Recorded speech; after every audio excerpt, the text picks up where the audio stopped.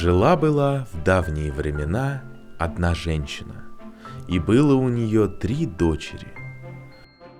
Много приходилось работать женщине, чтобы одеть, обуть и прокормить дочерей.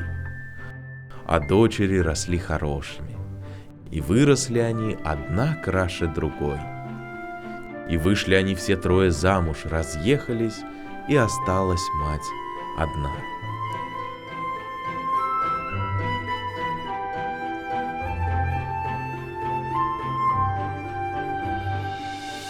Вот прошел год, другой, 3.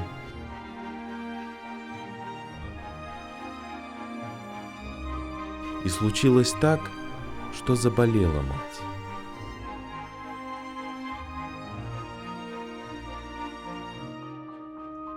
Вот и просит она белку, которая жила в лесу неподалеку. «Белка, белочка, позови ко мне моих дочерей». Белка сразу же побежала выполнять просьбу.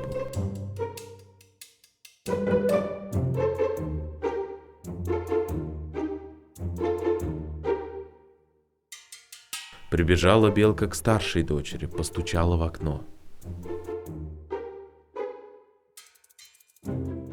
«Ой, — сказала старшая дочь, выслушав белку. я сразу бы к маме побежала.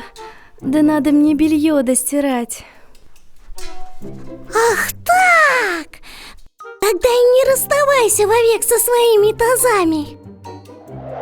Только сказала, вмиг захлопнулись тазы, и превратилась старшая дочь в жабу.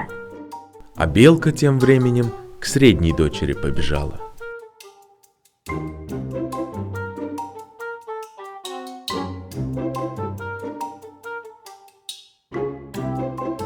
Рассказала ей печальную весть о матери. Эх, побежала бы я к маме, да надобно мне кудель допрясть. А она и вправду холст ткала. Ах так! Рассердилась белка. Ну тогда всю свою жизнь только и приди. Сказала так, и средняя дочь мигом в паука превратилась.